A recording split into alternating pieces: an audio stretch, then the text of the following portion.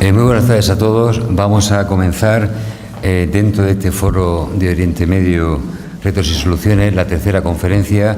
Si la semana pasada comenzábamos con una visión general de mano de Gustavo Ariztegui sobre Oriente Medio, la problemática, historia y situarnos y centrarnos en el tema, a continuación nos acompañó el embajador de Palestina con su visión protagonista, por supuesto fundamental, de toda esta temática que se trata en este foro, con su visión que nos aportó sobre la situación, sobre la problemática, y hoy el segundo protagonista, también muy importante y principal en este foro, Israel, y que gracias, como decía el otro día cuando nos acompañaba el embajador de Palestina, gracias a esa acción que tuvimos desde los organizadores con estos dos países, pues han posibilitado el poder llegar a la configuración de este foro y poder traer a Cartagena y a nuestra ciudad y a esta universidad pues la posibilidad de debatir, de tener información de primera mano, de acercarnos a la problemática con las nuevas componentes que en los últimos tiempos, pues como todos sabemos, se han ido produciendo sobre el tema. Hoy nos acompaña Lior Hayat, primer secretario y portavoz de la Embajada de Israel en España. Voy a dar una breve pincelada sobre su currículum, sobre perfiles que nos acerquen más a la personalidad que va a estar con nosotros hoy, para cederle la palabra a continuación, porque yo creo que lo que todos queremos es escuchar y tener información, pues, como decía, de primera mano sobre esta temática. Nacido en mayo en el año 74 en Petah Tikva, en Israel. En cuanto a su formación académica, cursó durante los años 97-2007 estudios de periodismo en la Escuela de Corretez, en Tel Aviv. Asimismo, desde el 97 al 2000 llevó a cabo estudios de Economía y Comunicación en la Universidad de Tel Aviv. Y en el año 2001 también cursó estudios en la Academia de Diplomacia y Relaciones Exteriores de Israel. En cuanto a los puestos que ha desempeñado y a su carrera diplomática, entresacamos su participación en el año 99-2000 como portavoz de la Comisión de Trabajo, Salud y Bienestar del Knesset, que es el Parlamento israelí. Durante los años 2001-2002 fue segundo secretario en el Departamento para América Latina del Ministerio de Relaciones Exteriores de Israel en Jerusalén. Durante los años 2002-2007, segundo secretario, portavoz y agregado de Cultura de la Embajada de Israel en Argentina. Durante los años 2007-2009, primer secretario y portavoz adjunto a cargo de la prensa israelí del Ministerio de Relaciones Exteriores de Israel en Jerusalén. Desde el 13 de agosto de 2009, primer secretario, portavoz y agregado de Cultura de la Embajada de Israel en España. Como datos, ya lo podremos, y algunos ya han tenido la oportunidad de poder comprobarlo por su anterior presencia en este curso académico entre nosotros, en una conferencia, además del hebreo, pues habla perfectamente el español, el inglés y el portugués. Está casado y es padre de 2 niños. Para finalizar, pues también comentar, decir una información que hoy en la comida al llegar nos ha aportado, digamos, por parte de su familia paterna, pues su vinculación con España pues remonta allá casi prácticamente el año 1498, después de la llegada de los Reyes Católicos que salieron de España, y desde esa época, por parte de su familia paterna, pues ha vivido siempre en los territorios que actualmente ocupa el Estado de Israel, con su cual tiene una vinculación con España y, por supuesto, una amplia presencia familiar en ese territorio de Israel.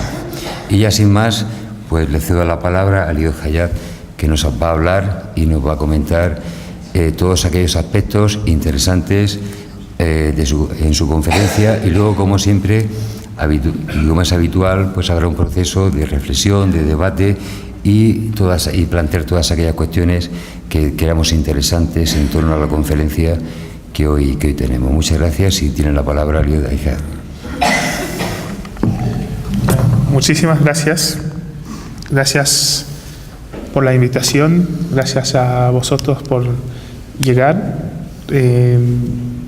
Es un honor participar en este foro. He mencionado antes que desde que La primera llamada que tuve sobre este foro y hasta hoy se ha generado o se terminó siendo uno de los foros más importantes en el punto de vista académico española por los temas del Oriente Próximo, y por casualidad o no tenemos unas noticias y unos cambios en algunos países de esa zona casi a diario, que hace que ese foro no es solamente un foro académico, sino un foro de actualidad y de importancia para cada uno de nosotros en el mundo occidental. Justamente hace un mes y medio, celebramos en Madrid una fecha importante. El 19 de enero fue el 25 aniversario de las relaciones diplomáticas entre España e Israel. 25 años de relaciones diplomáticas. Solo para tener una idea o ponerlo en un contexto, Israel tiene 32 años de relaciones diplomáticas con Egipto. Nuestro peor enemigo, o en el pasado nuestro peor enemigo, llevamos más tiempo de relaciones diplomáticas que con España. Obviamente que no se puede hablar de solamente 25 años de relaciones entre España e Israel, o entre España y el pueblo judío. Llevamos una historia muy larga de junta, pero un hueco, un vacío de casi 500 años. Este vacío de 500 años de no tener un contacto directo entre la sociedad española y el pueblo judío, que también tiene que ver con 100 años de no tener falta de contacto entre la sociedad española y el sionismo moderno, y casi 45 años de falta de contacto entre la sociedad española y el Estado de Israel, creó muchos desconocimientos mutuos, tanto en Israel cerca de España como en España cerca de Israel, y algunos estereotipos y prejuicios en la sociedad española acerca de lo que es el Estado de Israel y el pueblo judío, obviamente. 25 años es solamente una generación. En una generación se puede hacer muchas cosas, pero no se puede cambiar todo. Todavía estamos como embajada luchando contra el desconocimiento. Y lamentablemente hay algunos obstáculos en esa carrera, en esa lucha, porque desde el punto de vista de los medios de comunicación, el Estado de Israel solo existe en España a través de un punto de vista, que es el conflicto israelí-palestino, o el conflicto israelí-árabe. Pero no es solo eso. Por muchos años, el Oriente Próximo existió en España solamente a través de Israel. Cuando hablaban del conflicto o de los problemas del Oriente Próximo, todo se refería al conflicto israelí-palestino. Cuando hablaban de derechos humanos en el Oriente Próximo, hablaban de la situación entre Israel y los territorios palestinos, y se olvidaba muchos en el Oriente Próximo que no existían hasta hace muy poco en los medios de comunicación y en la opinión pública española. El Medio Oriente no es solamente Israel y los países árabes. De hecho, los problemas de Medio Oriente son mucho más profundos que la situación o el conflicto israelí-palestino. De hecho, el conflicto israelí-palestino ya está resuelto. Ya existe un acuerdo de paz entre Israel y los palestinos. Voy a seguir hablando de eso después para quedar con la atención. Pero hay muchos problemas en el Oriente Próximo que no tienen nada que ver con Israel, pero que pasan debajo del radar de muchos en el mundo occidental y en España, y especialmente en los medios de comunicación, pero no solo en él.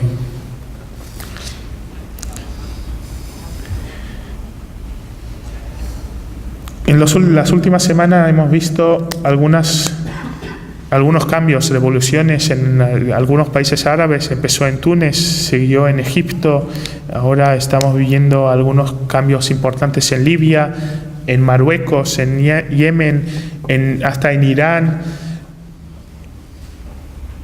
Y de repente la opinión pública en España o los medios de comunicación en España descubren que hay dictaturas en el Oriente Próximo, que hay pueblos que viven bajo regímenes oscuros que hasta hoy no era parte del discurso público sobre el Oriente Próximo. Descubre que hay pueblos que no tienen ningún tipo de derechos humanos, pero no hay ninguna ONG de derechos humanos en España que le importa. Voy a dar un ejemplo. Amnistía Internacional, que tiene en su sitio web más de 8.000 menciones de la palabra Israel. Y no hace falta ir a todas esas palabras para ver que todos son del punto de vista crítico. Tiene 7 menciones de la palabra Libia,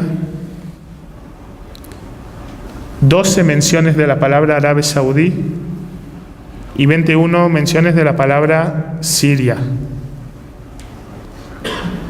150 menciones de la palabra Irán. Es decir, si juntamos todos esos países árabes, no llegamos ni a un cuarto de las veces que mencionan a Israel.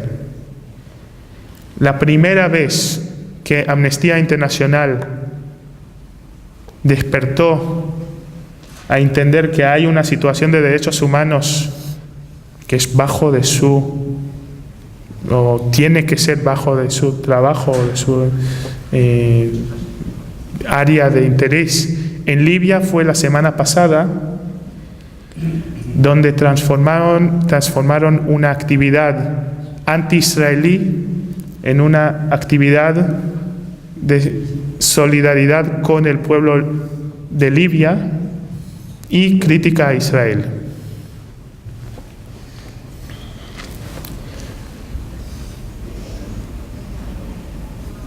No es una cosa específica para España, esas cosas pasan en otros países.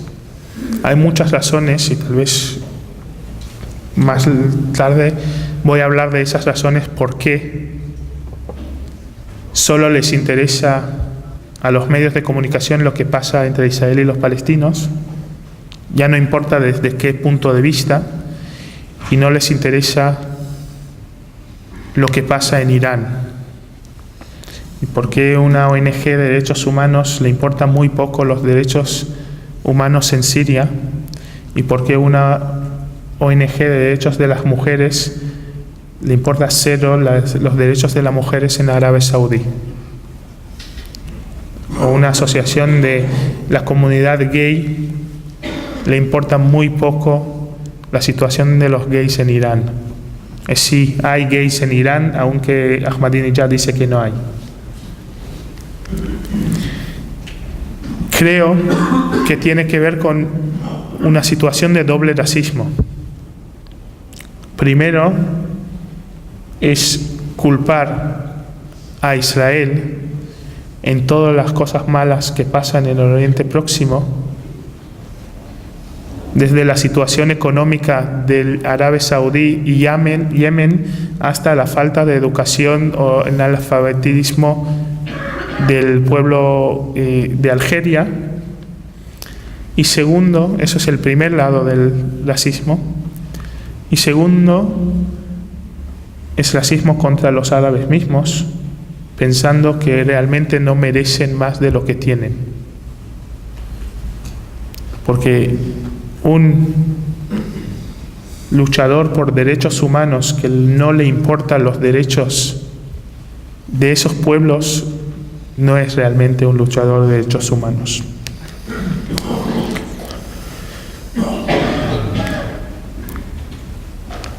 El tema de mi conferencia de hoy, o el tema principal, es mostrar el punto de vista israelí al Oriente Próximo.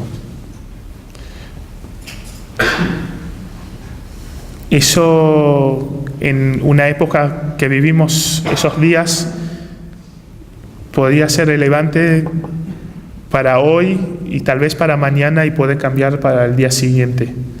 Pero aún así creo que esa mirada puede demostrar desde un punto de vista cómo nosotros vemos la actualidad en el Oriente Próximo, los cambios en el Oriente Próximo y el futuro nuestro del Estado de Israel en esa zona. Nosotros dividimos el Oriente Próximo, la zona, en tres zonas separadas o tres niveles de cercanía y de importancia para Israel.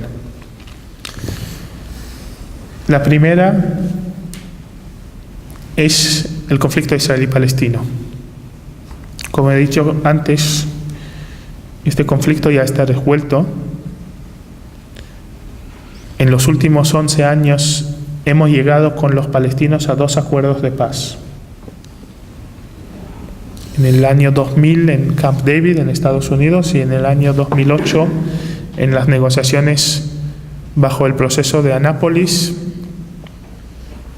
que recién se reveló en Wikileaks y en los documentos que publicó Al Jazeera. Y en ambos acuerdos o ambos puntos Israel llegó a ofrecer un acuerdo de paz a los palestinos, y en ambos acuerdos los palestinos negaban de firmarlo.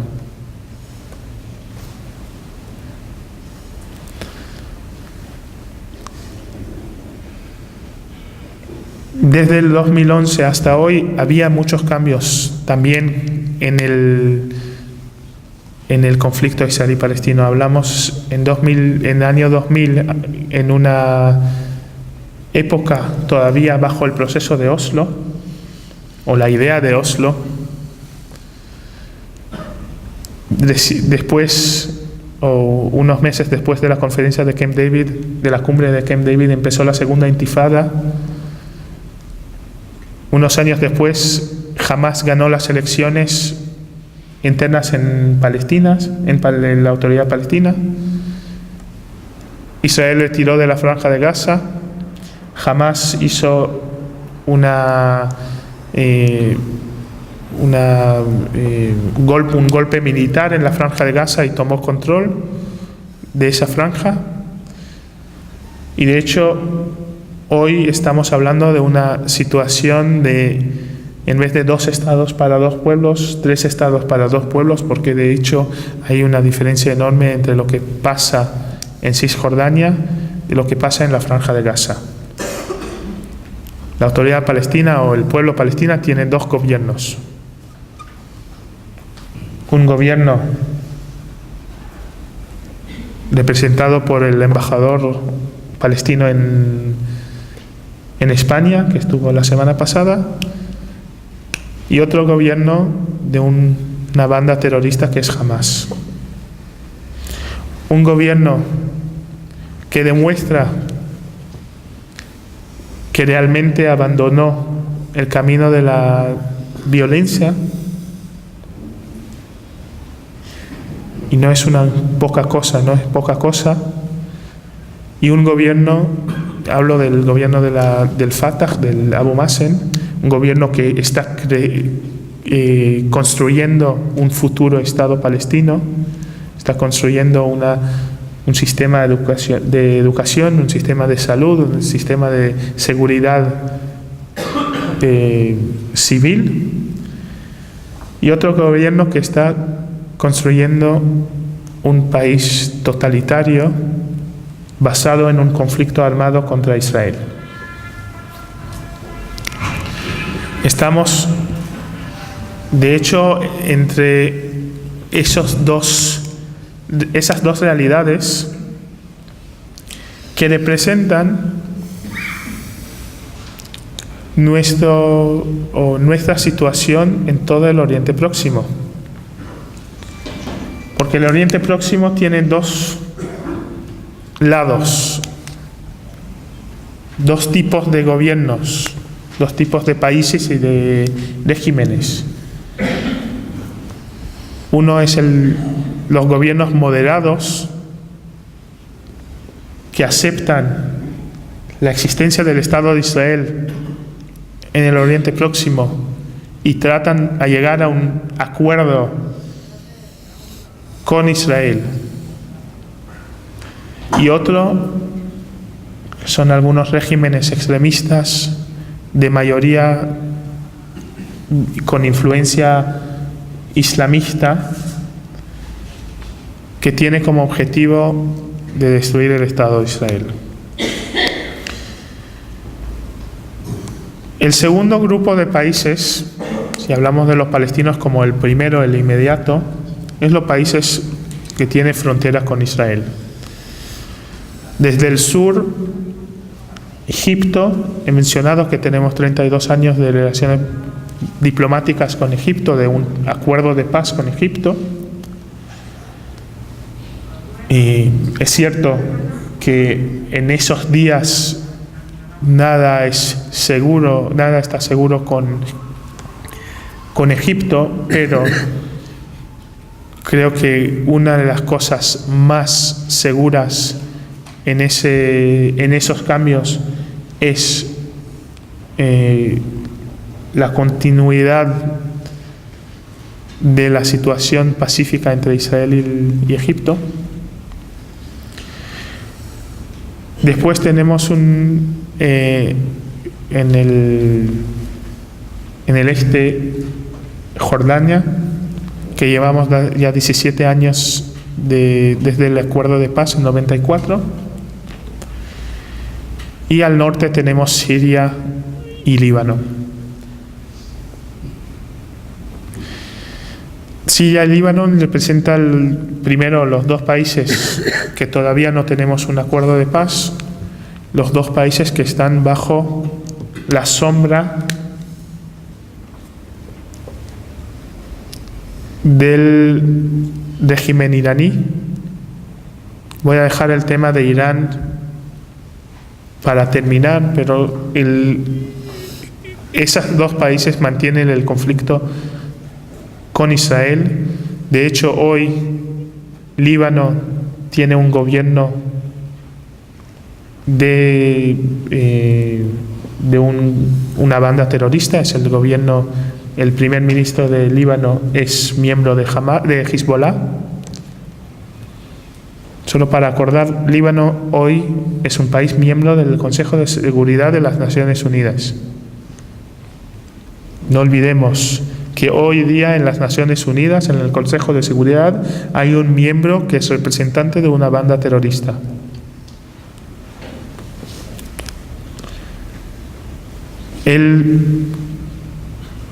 Y Siria, que apoya tanto Hezbollah como Hamas en dinero, en presupuestos y en armamento en Líbano. El tercer círculo son los demás países de influencia en la zona, países que no tenemos un conflicto directo o no tenemos ningún conflicto desde nuestro punto de vista, pero juegan un papel importante tanto en el segundo círculo como en el primero. Hablamos de países que pueden ser de influencia tanto desde el punto de vista de países moderados o supuestamente moderados. Llevo como ejemplo Marruecos, llevo como ejemplo algunos países del Golfo, Arabia Saudí,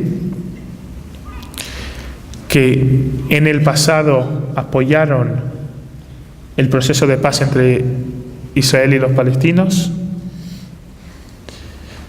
y algunos países que son al otro lado, al otro extremo, países como era Libia hasta hace unos días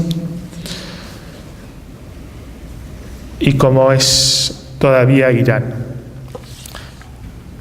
Solo una anécdota: la semana pasada estuvo en España el presidente del Estado de Israel, Shimon Peres, Premio Nobel por la Paz, y en una conferencia dio una frase inolvidable de mi punto de vista sobre Libia. Dijo que hace 2 semanas el presidente de Libia, Muammar Gaddafi, habló de un Oriente Próximo sin Israel, y hoy estamos hablando de una Libia sin Gaddafi. Eso, un poco de justicia también sirve. Pero el gran problema no es Libia. El gran problema está en Teherán. Teherán no es un país árabe, primero. Es un país musulmán, chiita, que quiere dominar políticamente una zona sunita y árabe. Y para eso utiliza un discurso muy agresivo contra Israel y contra Estados Unidos, obviamente, y contra el mundo occidental en general. Este país tiene unos deseos de hegemonía regional que pueden terminar en un conflicto mundial, un conflicto que podría ser en otro nivel si Irán llegara a tener armas nucleares. Aunque Irán amenaza, o los líderes iraníes amenazan cada 2 semanas a Israel y dicen que hay que borrar a Israel del mapa. De hecho, desde el punto de vista o desde los análisis que hacemos nosotros, los iraníes no tienen ninguna intención en atacar a Israel, por lo menos no en una forma directa.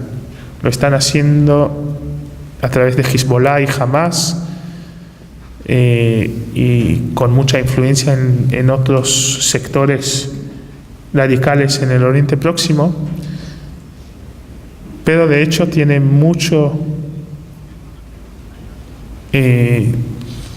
intenciones en llevar ese poder militar y político en contra de algunos regímenes enemigos desde su punto de vista, por ejemplo el régimen de Arabia Saudí, algunos regímenes de los países del Golfo y obviamente el régimen egipcio, que de hecho ya no existe. El problema de Irán no es un problema israelí.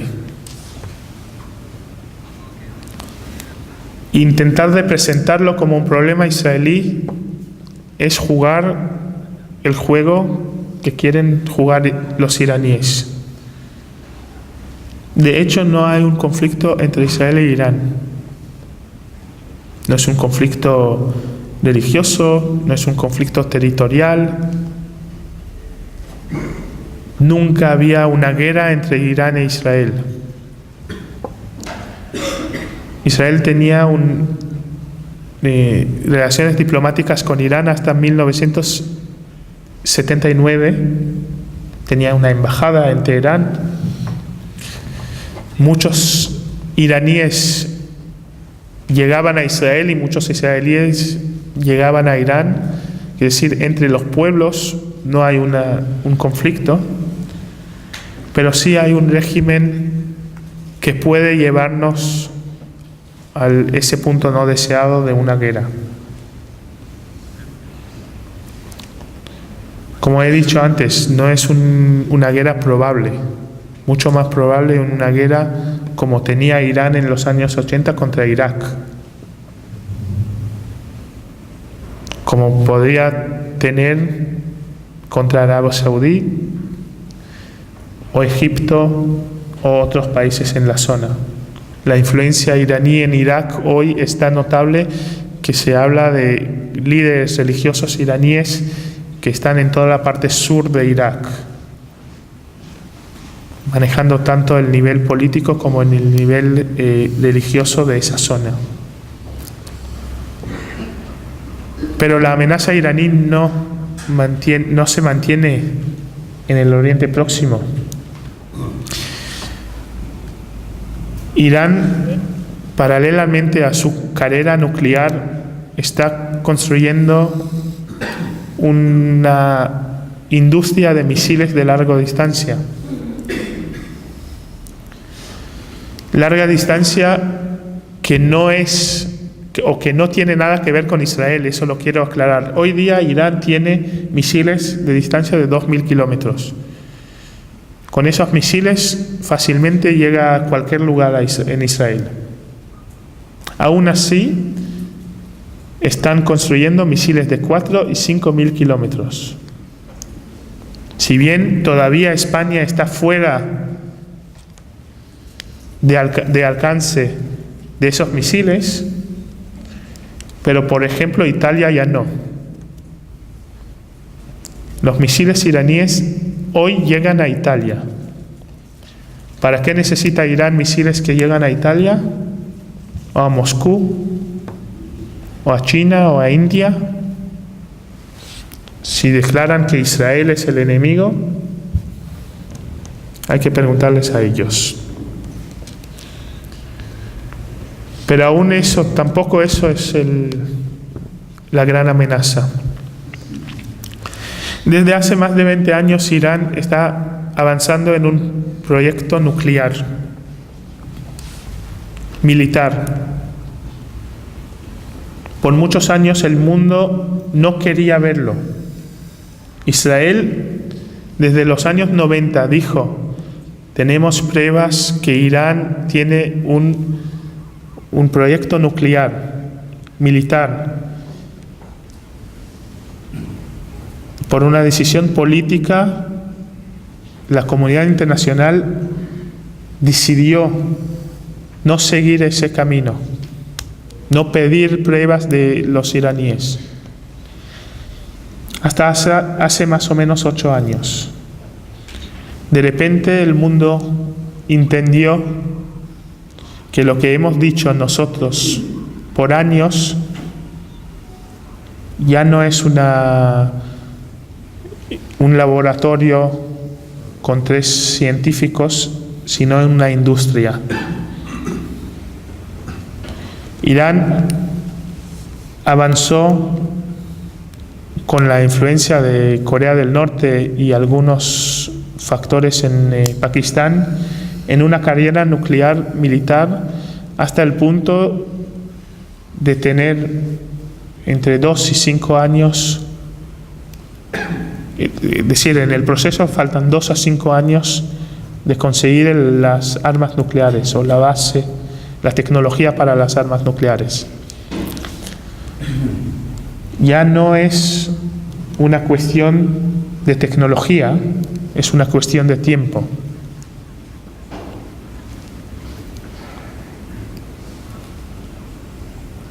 Y si juntamos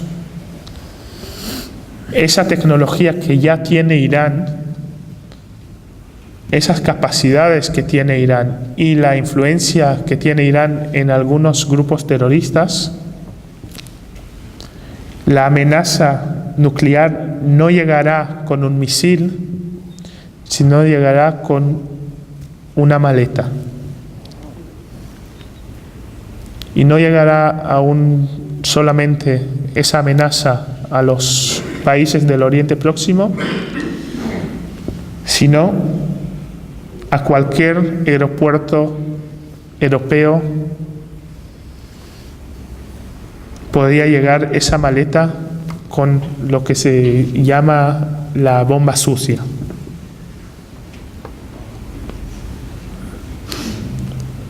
Y eso sí incluye también a España,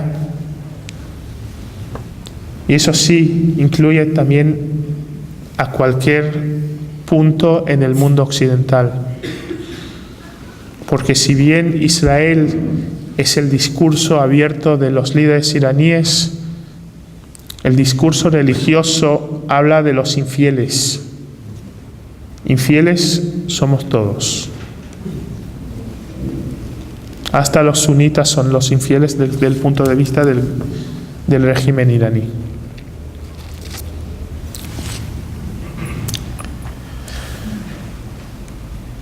Del otro lado, estamos viendo también cambios en el régimen iraní o en la sociedad iraní que influye el régimen. Es un poco más difícil de ver los cambios por algunas medidas que tomó el gobierno de Irán, pero sabemos que hay grupos de oposición que cada vez son más fuertes. Lo hemos visto en las elecciones de hace 1 año y medio en Irán. Manifestaciones que no podíamos o no eran posibles en el pasado, duraban más de 1 mes en algunas ciudades iraníes. Después de lo que pasó en Egipto, empezaron otra vez manifestaciones en Irán. De hecho, no tenemos mucha información de lo que está pasando hoy, pero la última noticia que yo he visto es que los 2 líderes de oposición desaparecieron. Eso significa que los líderes iraníes están bajo presión o están tomando medidas fuertes contra esos posibles intentos de revolución.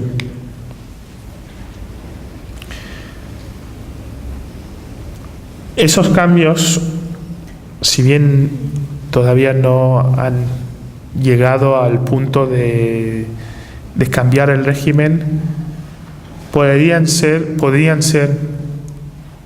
en el concepto de los cambios en el Oriente Próximo un punto muy positivo en cambio de un discurso y en cambio de una política de este país. Los jóvenes iraníes entienden que si bien su gobierno pone muchos presupuestos en un proceso nuclear, ellos viven en una pobreza, en una situación de emergencia que dura más de 20 años, aunque su país es uno de los países más ricos en la zona. Y eso es el gran cambio. De hecho, cuando más rico es el país, más pobre está la población. Y eso, justamente ese desequilibrio, es que genera las revoluciones, y ese desequilibrio es lo que genera el deseo de democratización, porque la falta de comida es una de las mejores iniciativas o fuerzas que da a la población. Lo hemos visto en Túnez, que sí, ya ha pasado mucho tiempo, pero empezó por un joven que no tenía trabajo. En Egipto llegaron casi 1 millón de jóvenes que no tienen ni trabajo ni futuro. En Irán pasa lo mismo, en Yemen pasa lo mismo. Dentro de esos cambios, muchos analistas buscan cómo va a afectar la situación en el Oriente Medio y obviamente la situación entre los israelíes y los palestinos. Primero, hay que saber que la sociedad palestina es la sociedad más democratizada del mundo árabe. El único lugar en el mundo árabe en donde había elecciones relativamente libres es la Autoridad Palestina. Y no es por influencia de los países árabes, es por la influencia de la sociedad israelí. De hecho, en el panorama o la historia del pueblo palestino, hasta que llegó el Estado de Israel, nadie pensó de darles a los palestinos su propio Estado. En ningún momento en la historia había un líder árabe que apoyaba un Estado palestino hasta la creación del Estado de Israel. De hecho, tampoco hoy todos los líderes árabes apoyan un Estado palestino. Tienen muchos nombres para apoyar el pueblo palestino sin llamarle un Estado palestino. Por ejemplo, Siria todavía considera todo el Estado de Israel como parte de Gran Siria, lo mismo que considera que el Líbano es parte de Gran Siria.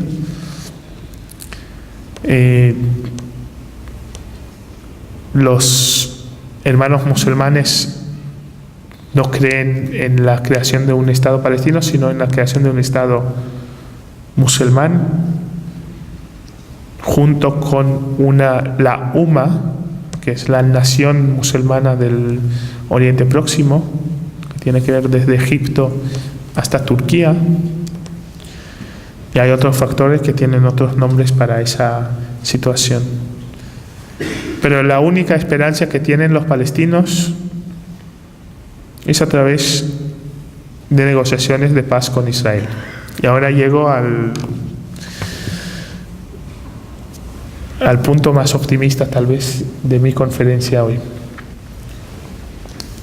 He mencionado antes que el conflicto israelí-palestino ya está resuelto. Y muchos pueden pensar que si está resuelto el conflicto israelí-palestino, ¿por qué estamos leyendo todo el tiempo de este conflicto y de negociaciones y de no negociaciones y de los asentamientos? Y un día es positivo y otro día es negativo y siguen muriendo gente en ambos lados. Porque hemos llegado, los palestinos y nosotros, a la fórmula de terminar el conflicto. El problema es que todavía no lo hemos hecho. El conflicto israelí-palestino contiene 4 ejes principales. Una vez resueltos esos ejes o esos puntos, todo lo demás va muy fácil. La idea de los acuerdos de Oslo eran llegar a un acuerdo a todos los temas menos esos 4 y después con el esfuerzo de todos los acuerdos fáciles, terminar también los temas principales. Obviamente no funcionó. La idea de Anápolis, que fue en 2007, era al revés: empezar de arriba, terminar con los temas principales, esos 4 ejes, y de ahí abajo será mucho más fácil. Tampoco funcionó. Ya veremos por qué. Pero en ambos procesos hemos llegado a un acuerdo. El fin de los acuerdos de Oslo, o del proceso de Oslo, llegó en el año 2000. Justo antes de la segunda intifada, había una cumbre en Camp David, en donde en ese entonces primer ministro Ehud Barak ofreció a los palestinos un acuerdo de paz. Ese acuerdo de paz, ese plan Barak, que después siguieron ajustándolo en Sharm el-Sheikh, significa el último punto tal vez del proceso de Oslo. Del otro lado, el proceso de Anápolis llevó a primer ministro en ese entonces, Ehud Olmert, y el presidente de la Autoridad Palestina, Abu Mazen, a unas negociaciones secretas que terminaron con un acuerdo de paz. Y ese acuerdo de paz, ese 95% igual al acuerdo de paz que ofreció Ehud Barak 8 años antes. Y os revelo un secreto: va a ser el 95% del mismo acuerdo de paz que Israel va a terminar firmando con los palestinos. O mejor decir, que los palestinos van a terminar firmando con Israel. ¿Y cuáles son los 4 ejes del conflicto? El primero es la creación del Estado palestino. ¿Alguien tiene duda que de hecho ya están construyendo el futuro Estado palestino hoy? Ninguno. No hay ninguna duda en el mundo de ningún líder israelí o palestino o mundial que en el futuro va a existir un Estado palestino. De hecho, en esos días, en esos últimos años, el primer ministro palestino Salam Fayyad está llevando a cabo un programa de construcción del futuro Estado palestino. Y una gran sorpresa: ese programa tiene el total apoyo de Israel. Lo que nadie cuenta es que en Cisjordania hay un crecimiento económico de 10% anual en los últimos 3 años. 10% anual en épocas de crisis mundiales. Ha bajado en más de 20% el número de desempleados en Cisjordania.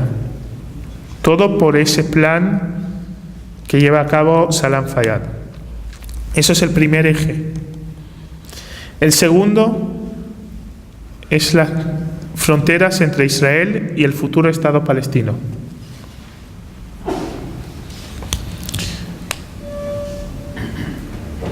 En ambos acuerdos que he mencionado antes, hablaban de una retirada israelí de 92 a 95% de los territorios de Cisjordania y Gaza.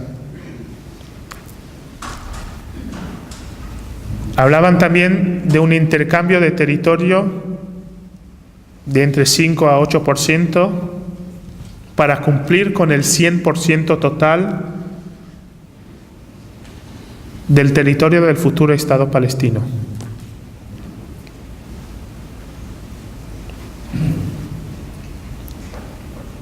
En ese caso, bajo ese concepto, ese eje, entra también el tema de los asentamientos.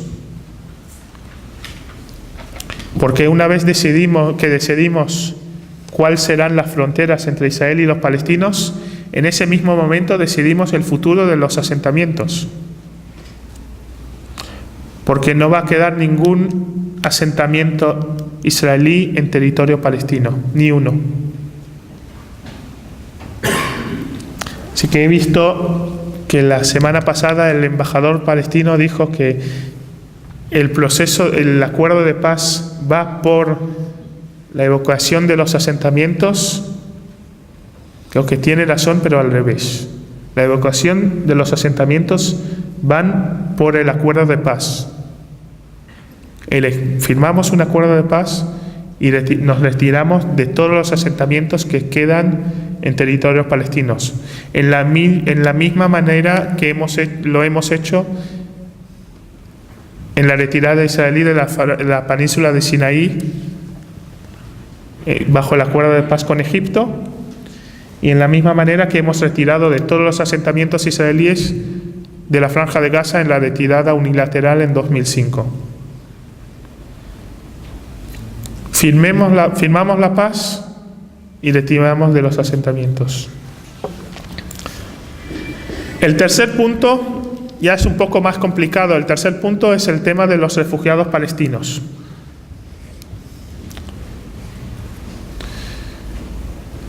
En el año 48, con la creación del Estado de Israel y la guerra de independencia de Israel, se creó una situación de alrededor de 600.000 refugiados palestinos. Estos refugiados son hoy 4,5 millones de personas. El único estatus de refugiado en el mundo que uno puede transmitir de padre a hijo, a nieto, a bisnieto, es el estatus de un refugiado palestino. De hecho, si uno de vosotros casáis hoy con un refugiado palestino, automáticamente vosotros sois también refugiados palestinos.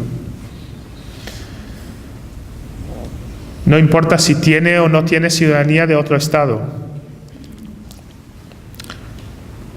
Pero aquí no termina el problema. Israel ofreció o dijo que la solución del problema de los refugiados palestinos va con la creación de un Estado palestino. Quiere decir que esos refugiados pueden vivir en el futuro Estado palestino como corresponde. Lo que piden los palestinos es que vayan esos refugiados y vivan no en el lado palestino de la frontera, sino en el lado israelí de la frontera. Solo para tener una idea, hoy día en Israel viven alrededor de 7,5 millones de ciudadanos en Israel, no en los territorios palestinos. De ellos, alrededor de 6 millones son judíos. Unos 1,5 millones son palestinos, árabes, israelíes, ciudadanos israelíes, pero de origen palestinos. Si agregamos 4,5 millones de refugiados palestinos, terminamos con la fórmula de 2 estados para 2 pueblos y empezamos a hablar de 2 estados para un solo pueblo. Un estado 100% palestino y un estado que en pocos años va a ser de mayoría palestino.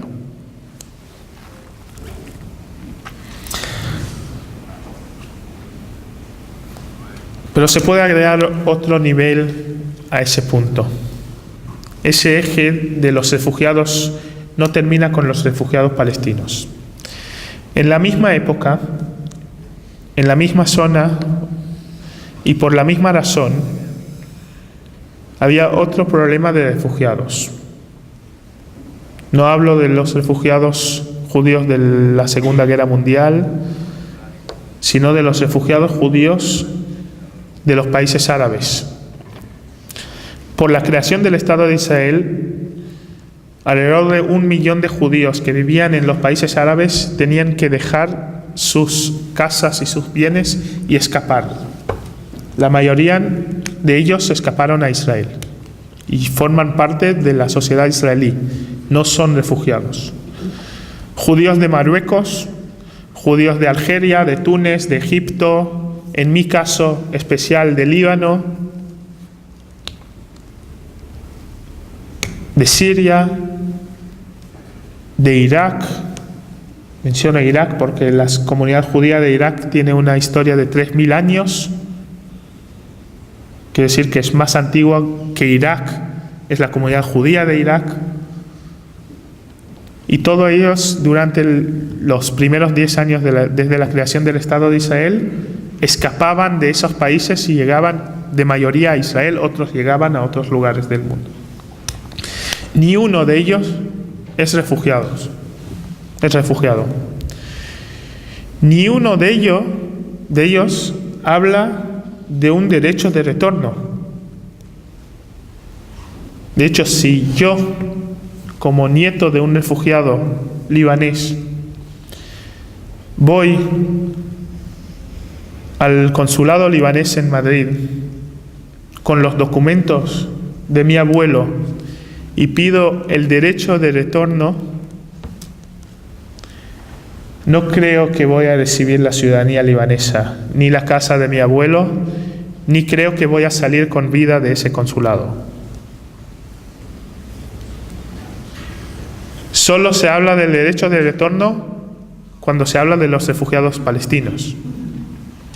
En ambos acuerdos que mencioné antes, la fórmula aceptada por la autoridad palestina es que los refugiados palestinos, esos 4,5 millones, tendrán varias opciones. Una de las opciones es venir a vivir en el Estado palestino. Y otra es que una cifra simbólica tenga la opción de venir a vivir en Israel. Cuando hablo de una cifra simbólica, es entre 20 y 80.000 y no 4,5 millones. El último punto, el último eje, es el eje de la ciudad de Jerusalén. Lo saqué aunque es un tema de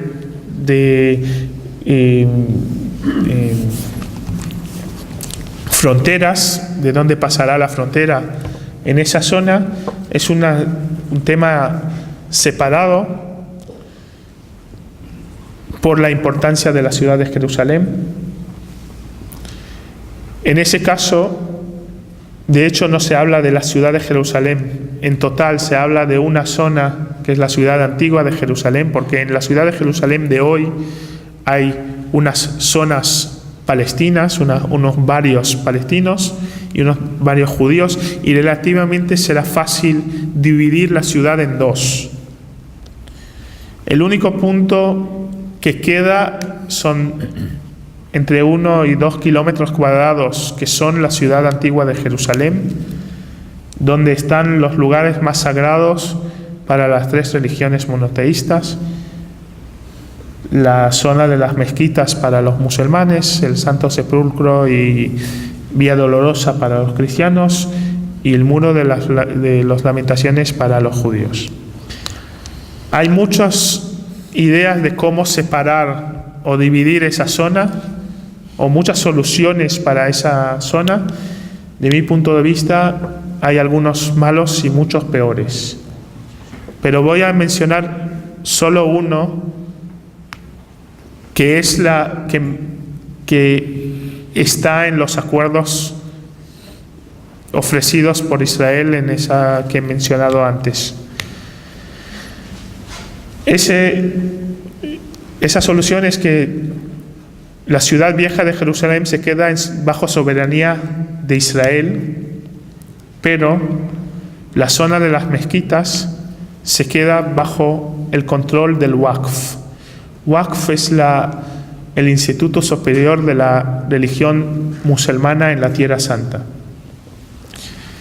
Esta solución es tan mala que funciona ya hace 44 años sin muchos problemas, porque el día después de la Guerra de los 6 días, Israel otorgó el control de las mezquitas al Waqf.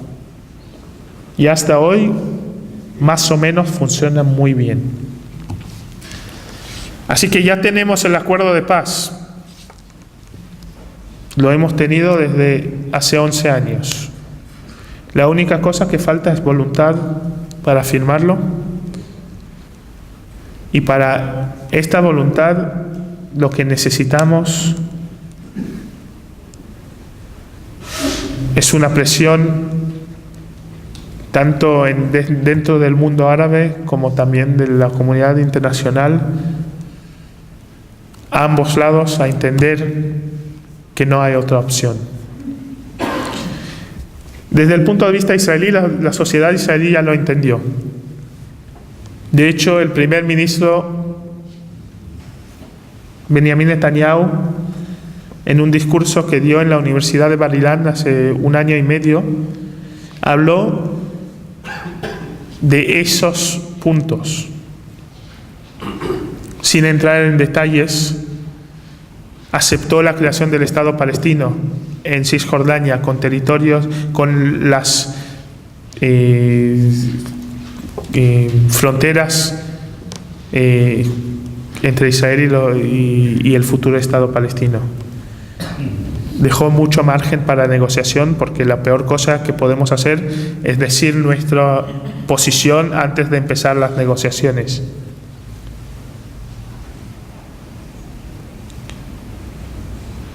Todos los gobiernos israelíes desde del año 93, que empezaron las negociaciones directas con los palestinos, aceptaron ese tipo de acuerdo. Ahora la cuestión es cuándo vendrá un líder palestino que lo acepta. En la última conversación entre Olmert y Abu Mazen, en octubre de 2008, Olmert presentó a Abu Mazen el acuerdo de paz. Y Abu Mazen dijo: déjame estudiarlo y te llamo. Últimamente, en una entrevista que dio Olmert a un periódico israelí, dijo que todavía está esperando esa llamada. Creo que como ciudadanos de Israel todos estamos esperando esa llamada, pero ya no es una cuestión de aceptar ese acuerdo de paz o otro acuerdo, es aceptar el concepto de paz, el concepto que la paz entre Israel, el acuerdo de paz entre Israel y los palestinos es el punto final del conflicto israelí-palestino. Y tal vez eso es el hecho o el problema. Porque para firmar la paz, los palestinos tienen que dejar el conflicto. No es tan fácil para ellos, aparentemente. Ellos aceptan todos los pasos hasta la firma, y ahí llegamos al problema. Porque todavía no hay un líder palestino que puede decir a su pueblo: basta, hemos dejado la lucha para seguir con un futuro mejor para nuestros hijos. Y eso es el punto donde estamos ahora. Israel demostró en 2 ocasiones en los últimos 10 años que está dispuesto a pagar un precio enorme para la paz. Y en ambos casos no teníamos un contraparte para seguirnos en ese camino de paz. Bueno, ya he pasado demasiado de los tiempos que he preparado para esa charla, y quiero dejar un poco tiempo de preguntas. Muchísimas gracias. Nada, muchísimas